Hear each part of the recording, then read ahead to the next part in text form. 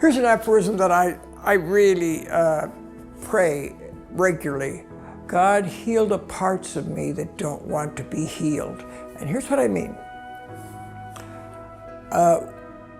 We're aware of ourselves, but there are parts of ourselves that we don't face. We don't like some of these things, and it doesn't mean that they're bad. For whatever the reason may be, we are unable to accept certain parts of ourselves. You know, I had a friend who really had quite a musical voice, but he had been told he wasn't musical. And when people, and I remember sitting next to him in church telling him one time, I said, "Oh," I said, "you have a wonderful voice." He said, "No, I don't. I sharp my notes." I said, "Well, maybe you do, I don't know."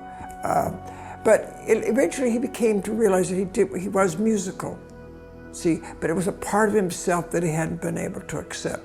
Or here's something, my own story. I'm a giver. I've been aware of that. That's something, not an issue for me. The negative side of that is that I kept score. For instance, if I gave you something, I expected you to give me something in return. I never said that. I expected you to read my mind or know what was going on. And that was an unacceptable part of myself. So as I began to ask God to show me those unacceptable parts and to heal those parts, one day I realized what I was doing. And I was expecting a return on my investment instead of giving generously to God. And so for probably 2 years, whenever I would give something to someone, I would say, "I want you to understand, you owe me nothing." And sometimes they would look at me like, "Well, of course." I'd say, and then I'd say, "Well, you know, it's not for you, this is for me."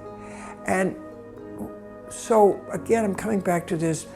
There's still parts of myself that I don't know and don't accept. And those are the parts I want God to heal. And He can heal them only as I become open to hearing them.